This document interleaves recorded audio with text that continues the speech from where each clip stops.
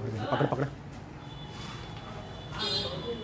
नमस्कार, आज आपको दिखाने जा रहे हैं पंजाबपुरा क्षेत्र में, जो कि एरिया पड़ता है जब किले से आलकनाथ मंदिर से सामने को आते हैं तो अंदर को जाकर गलियों में पंजाबपुरा क्षेत्र पड़ता है। वहाँ पर ये बताया जा रहा है कि जो हिंदू बहुल एक क्षेत्र है जिसको पंजाबपुरा की ये वाली गली कहते हैं, और इस पंजाबपुरा की गली में सारे मकान हिंदुओं के हैं, लेकिन एक मकान ऐसा है जो यहाँ के रहने वाले हिंदू शख्स ने बेच दिया है एक मुस्लिम समुदाय को, के व्यक्ति को। तो आइए आपको दिखाते हैं वो कौन सा मकान है और उस मकान का तरीका क्या है, कैसा बना हुआ है वो।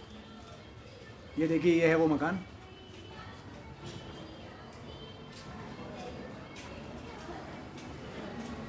ये वो मकान है जिसको बेचने की बात करी जा रही है यहाँ पर, कि ये मकान जो है, ये पूरी गली आप सब देख सकते हैं हिंदुओं की, और इस मकान को बेचने का प्रयास किया जा रहा है दूसरे समुदाय के व्यक्ति को। और यहाँ के लोगों ने देखिए लिख भी रखा है, यहाँ के लोग इस बात के लिए से बहुत परेशान हैं और इन्होंने लिख रखा है कि सामूहिक पलायन करेंगे। ऐसी घटना वकीलों वाली गली पंजाबपुरा में है ये मकान, और इसके बारे में पहले भी ये देखिए आप प्रदर्शित कर रहे हैं ये चित्र। यहाँ पर माँ सरस्वती के चित्र हैं, शिव दीपावली के चित्र हैं, कि ये हिंदुओं का मकान है और इसको बेचने का प्रयास हो रहा है दूसरे समुदाय को। जैसा कि अभी दरगैया गली में पिछले साल हुआ था, जो कि बिहारीपुर क्षेत्र में, वहाँ पर भी कुछ ऐसा ही लिखा था। तो लोगों ने ये लिख के लगाया था कि सामूहिक पलायन हम लोग करेंगे, क्योंकि किसी भी दूसरे समुदाय को ये मकान नहीं बेचना जाएगा, क्योंकि यहाँ के रहने वाले लोग हिंदू रीति रिवाज से रहते हैं, सनातन धर्म का पालन करते हैं, और उन किसी भी दूसरे शख्सियत के यहाँ आकर रहने से उनके हर काम में विघ्न पड़ेगा और उनका इस ढंग से फ्रीक्वेंटली रहना। देखिए कृष्ण निवास, ये देखिए आप ध्यान से, सनातन धर्म को प्रदर्शित करता ये मकान है यहाँ पर सारे के सारे। और आप देख सकते हैं कि यहाँ पर लोगों ने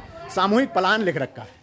सामूहिक पलायन से मतलब ये होता है कि हम सब यहाँ नहीं रुकेंगे और हम सब जो है इस क्षेत्र को छोड़कर जाएंगे, ये कहा जा रहा है। आज एक मीटिंग भी हो रही है यहाँ पर, तो क्षेत्र के सारे जिस लोग, सभी सामान्य गणमान्य लोग यहाँ पर उपस्थित हैं, उनसे बात करते हैं। देखिए शर्मा हैं, बंसल हैं, सभी तरह के लोग जो है सनातन धर्म को मानने वाले लोग हैं, वो लोग रहते हैं। और ये 2019-20 में इस सड़क की भी नींव पड़ी थी, ये सड़क बनाई थी उमेश गौतम जी ने, जो कि इस समय महापौर हैं, और क्षेत्रीय पार्षद संजय राय जी पढ़ते हैं, ये यही वाला क्षेत्र पड़ता है।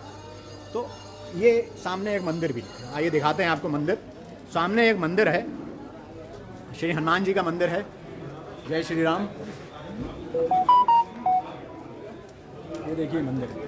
अब यहाँ के लोग इतने परेशान हो गए हैं कि ये सारी गली, ये पूरी की पूरी, देखिए मंदिर कितना बड़ा है, काफ़ी बड़े क्षेत्र में है, और इस मंदिर के आसपास जितने भी मकान हैं वो सारे के सारे सनातन धर्म को मानने वाले हिंदू भाइयों के हैं। और अब यहाँ के लोगों से चलिए पूछते हैं कि आखिर ये पूरा मामला क्या है। ये देख सकते हैं पूरा क्षेत्र जो है ये हिंदूवादी क्षेत्र है, जिसे शब्दों में कहना चाहिए, और आज पलायन के लिए मजबूर है।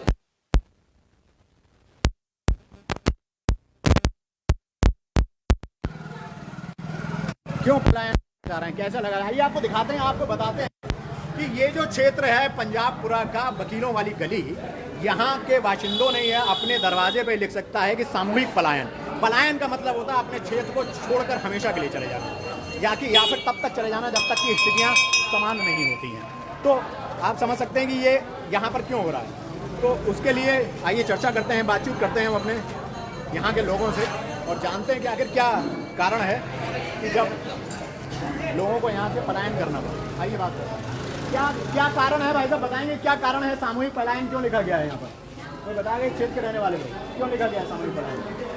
बताओ, बताइए, बाहर आ जाइए सारे लोग, आ जाइए, बताइए।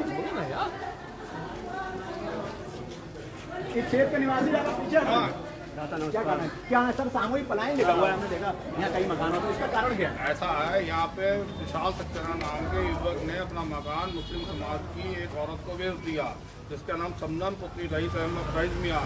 उसका जो भाई है नईम, वो बशीमा जारत फूल बेचता है। जो मकान बेचा गया है उससे पूरे मोहल्ले का वातावरण दूषित हो जाएगा। तो मुसलमान लोग घर से आगे अपना खिचड़ा बनाते हैं, खाना बनाते हैं, जब भी कोई फंक्शन होता है, यहाँ होली दिवाली पे आए दिन झगड़ा होने की संभावना है। 2010 में जो उसका भाई नईम है, वो दंगे का मास्टरमाइंड है। जो पैसा लगाया गया पीछे से फंडिंग हो रही है, उसके पास इतना पैसा नहीं है कि वो इतना बड़ा मकान खरीद पाया। हमारा प्रशासन से निवेदन है कि जब मकान हिंदू समाज को वापस किया जाए। लगभग कितने साल से आप लोग यहाँ रह रहे हैं? हम बचपन से ही रह रहे हैं यहाँ पर। और कितने मकान होंगे इस पूरे क्षेत्र में? 100-150 हिंदू का पूरा हिंदू बहुल क्षेत्र है। तो ये पंजाबपुरा का कौन सा क्षेत्र कहलाता है? इस गली को क्या कहते हैं? वकीलों वाली गली कहलाता है। यहाँ प्राचीन मंदिर है, हनुमान जी का मंदिर है। जो मुसलमान समुदाय है वो पश्चिमी घाट में दूसरी साइड में रहता है, उससे हमसे कोई मतलब नहीं है। तो आपने जितने मकान यहाँ बताए इसमें सब हिंदूवादी सब हिंदूवादी समुदाय, सब कोई मुसलमान नहीं रहता, सब हिंदूवादी समुदाय के लोग रहते हैं। तो विशाल सक्सेना जी जो भी जिनका आप ये बता रहे हैं मकान है, उन्होंने जब ये जीता तो इसमें आप सब लोगों को साथ में लिया? आप लोगों को नहीं, हमसे कोई राय नहीं ली गई, न बताया गया। उसका मकान बेच के, क्योंकि उसकी माता पिता का देहांत हो चुका था, उसकी पत्नी का देहांत हो चुका, उसका मानसिक संतुलन खराब हो चुका, कि वो बाजार में जाने लगा, तांत्रिक लोग उसके घर पे आने लगे। ये सब जो फूल बेचने वाला नहीं मैं, इसकी षड्यंत्र के तहत पूरा जो उसने करा, उसका माइंड वॉश करके जो मकान की कीमत 18 लाख की है वो 11 लाख में खरीद लिया उसने। और कम में लिया? हाँ, कम में ले लिया। क्या आप लोगों में से किसी से उन्होंने पहले बात की थी कि हम आप खरीद लीजिए मकान? नहीं, किसी से बात नहीं करी। हम उसके घर पे गए, खुद गए, हम उसके घर पे गए, हमने कहा तुम्हें मकान बेचना, हमें बताओ तो हम ग्राहक बता दें। उन्होंने नहीं भाई साहब हमें मकान नहीं बेचना, चुपचाप मकान 12/7/2024 को रजिस्ट्री कर दी उसने, अभी करी है। और उसने जो अपने घर का पता बताया पंजाबपुरे ना लिख के 284 जाडपुरा का लिखाया आईडी में, उसका माइंड पहले इन लोगों ने माइंड वॉश कर दिया। वैसे वो रहता क्या है मकान में? रहता नहीं, ताला बंद मिल देगा? नहीं, अभी रह रहा था, अभी रह रहा था। कुछ दिन पहले हमने उससे पूछा, उसकी बहन भी थी जो बदायूं में रहती हैं और यहाँ लोकल भी रहती हैं, 3 बहनें हैं वो। तो बोले हमने कोई मकान नहीं बेचा, हमने कोई मकान नहीं बेचा। लड़ने पे तैयार हो गई, सबसे गाली गलौज पे तैयार हो गई। ये आप लोगों को कैसे कंफर्म हुआ कि मुस्लिम ने लिया है? हमने बैनामा निकलवाया, रजिस्ट्री ऑफिस से पक्का नकल डाल के बैनामा निकलवाया। पहले मुआयना करा, मुआयने पकड़ में नहीं आया कि हमने 284 जाडपुरा लिखा दिया। जब पकड़ में आया तो बैनामा हम पे है। देखिए, बहुत महत्वपूर्ण बात मैं आप लोगों को बताऊं कि किसी भी व्यक्ति का मकान बेचना ये उसका निजी अधिकार होता है, ये एक हकीकत है। लेकिन आप बचपन में हमने सब लोगों ने किताबों में पढ़ा, एक इंग्लिश की किताब में पढ़ा था कि आपकी स्वतंत्रता बस वहां पर जाकर खत्म हो जाती है जहां से दूसरे की शुरू होती है। यानी कि कोई भी ऐसा आप कृत्य करेंगे, भले ही मकान बेचें या कोई भी ऐसा काम करें जिससे दूसरे को अब सुविधा हो रही है, पास में रहने वालों को मुश्किलात का सामना करना पड़ रहा है, तब आप गलत हैं। तो अगर ये घटना इन्होंने सक्सेना जी ने की है तो ये गलत है। हमारे साथ मौके के हम इस मोहल्ले के पार्षद हैं आदरणीय संजय अग्रवाल, संजय राय जी। संजय राय जी से पूछते हैं, संजय जी ये मोहल्ला कितना पुराना है और आप तो काफी समय से 15 साल 5 साल के आप पार्षद हैं? मैं भी बचपन से यहीं रह रहा हूँ, यहीं पे पला बड़ा हुआ हूँ। और ये क्षेत्र टोटल हिंदू बहुल क्षेत्र है। और इसमें जो मकान इन्होंने बेचा है विशाल सक्सेना जी ने, ये आने वाले समय में ऐसा होगा कि अगर ये इसमें कोई कार्रवाई नहीं होती है तो त्यौहार पड़ता है, होली का रंग का त्यौहार होता है, बच्चे अपने घरों से निकल के पिचकारी से खेलते हैं, बड़े भी खेलते हैं। अगर इन केस किसी के ऊपर छीट पड़ जाती है रंग की तो बड़ा एक वातावरण खराब हो सकता है। और मेरा मानना तो ये है, यहाँ का प्राचीन मंदिर भी है और तमाम लोग भी मैंने, और इनका सबसे बड़ी बात जो है वो इनका होली का जो जलन होता है, होली को जलाते हैं, ये वहीं जलाते हैं। होली का जहाँ पर ये डिस्प्यूट है ये वहीं जलाते हैं।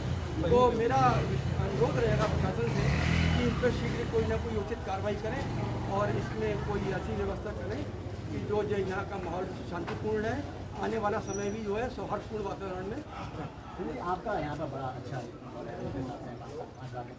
क्या आपकी चर्चा हुई उनसे सक्सेना जी से? नहीं, ये इनसे मेरी मुलाकात, मैं गया था एक बार तो वो नहीं हुई, लेकिन उनके बेटे को मैंने बुलवाया था परसों।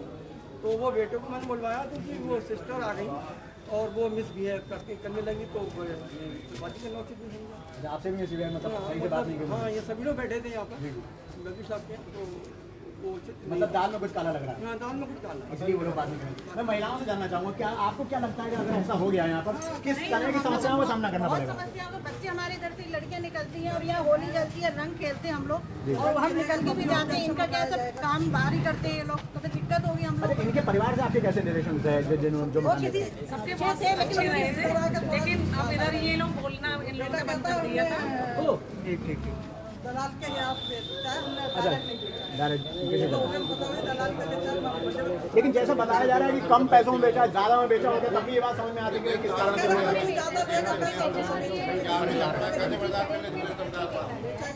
पूरी प्लानिंग के साथ स्वाहार बराबर वाले मकान वाले से भी कहा था जी साहब हम बेचो तो बता रहे ना 2-3 लाख हम ज़्यादा देंगे, तो पूरा एक इनकी रैकेट बना के यहाँ पे एक रस्ता उस टाइप का बनाएंगे ताकि इनका पूरा खाना चले। ये तांत्रिक वगैरह भी इनके घर आता था, उनके तांत्रिक भी आता है, इसीलिए ये बाबा खराब हो जाएगा।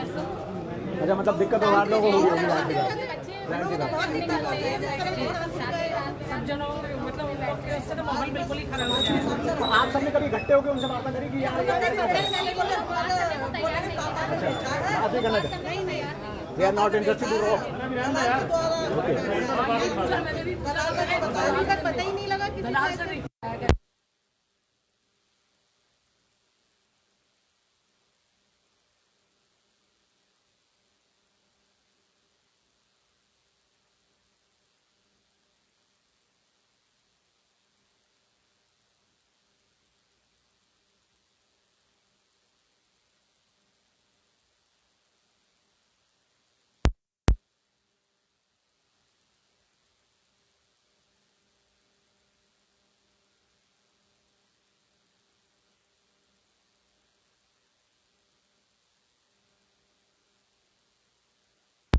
सामूहिक पलायन की व्यवस्था में लगे हुए हैं। समझाया गया है कि नहीं, इसमें हम लोग काम कर रहे हैं, अभी आप लोग इतना जल्दी निर्णय नहीं लीजिए। मुझे लगता है कि अगर ऐसी कोई व्यवस्था नहीं बनती है तो शायद ये लोग पलायन कर जाएं। और मतलब ये डर है कि आपको ये लोग पलायन करेंगे, क्योंकि अगर इस तरह की घटना हुई, क्योंकि एक व्यक्ति आएगा तो और भी आएंगे। भाई सीधी सी बात है, ये लोग भाई टोटल हिंदू बहुल क्षेत्र है, यहाँ पर माताएं बहनें निकलती हैं, संकरी गली है, ये वातावरण खराब होने का पूरे चांसेस हैं। मेरा फिर वही अनुरोध रहेगा प्रशासन से कि इस पर उचित कार्रवाई करें और इसे कैंसिल कराने का काम करें। क्षेत्रीय पार्षद कह रहे हैं कि प्रशासन को उचित कार्रवाई करनी चाहिए। हमारे साथ काफी सारे लोग हैं, अखंड भारत गौरव ट्रस्ट के भी लोग हैं हमारे साथ। अनिल मुनि जी हमारे बीच हैं, जिन्होंने ये मुद्दा उठाया है। सबसे पहले मैं निवेदन करूंगा कृपया आगे आएं अनिल मुनि जी, और अखंड भारत गौरव ट्रस्ट जो संगठन है उसके सभी लोग यहाँ आगे आ जाएं ताकि उनसे चर्चा कर सके। देखिए, बहुत गलत है ये बात।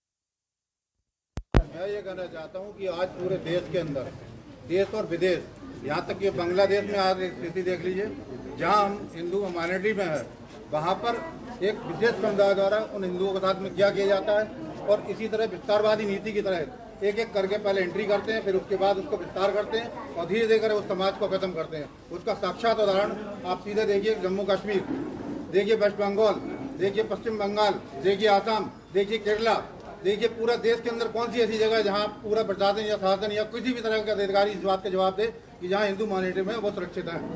मेरा सिर्फ इतना कहना है, जो जैसे चल रहा है उसे शांति प्रिय ढंग से चलने दिया जाए, इस विस्तारवादी नीति का इसका भंडाफोड़ करके इसका उचित कार्रवाई की जाए। और इसी बात के आदरणीय प्रधानमंत्री जी भी कहते हैं शांति व्यवस्था बनाए रखनी चाहिए। शांति, आप क्या कहेंगे लगेंगे?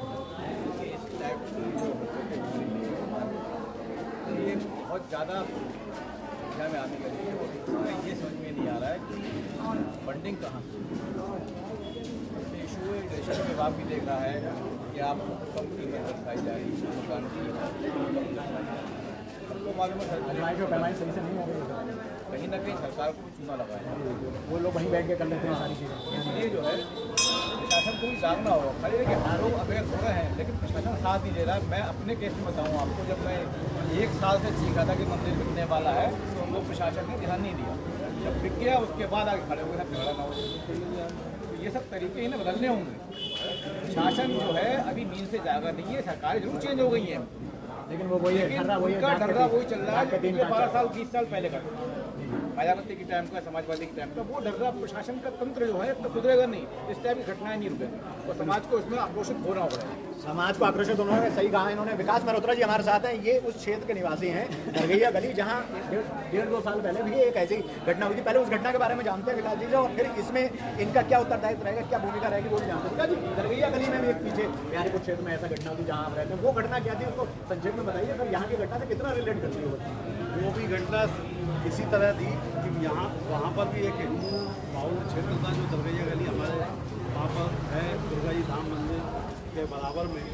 वहाँ पर भी इसी प्रकार एक हिंदू व्यक्ति ने कांग्रेसी नेताओं के साथ मिलकर के वो मंदिर जो है मुस्लिमों को बेच दिया। भैया उसकी भी इसी प्रकार रजिस्ट्री होने का नंबर था और एग्रीमेंट हो चुका था, लेकिन मोहल्ले के लोगों को के अंदर आप सही से बैठ के मीटिंग करिए। और हम लोगों ने धरना प्रदर्शन किया और धरना प्रदर्शन के साथ साथ हम लोगों ने भी यही स्थिति, क्योंकि पलायन की स्थिति इसलिए आ जाती है।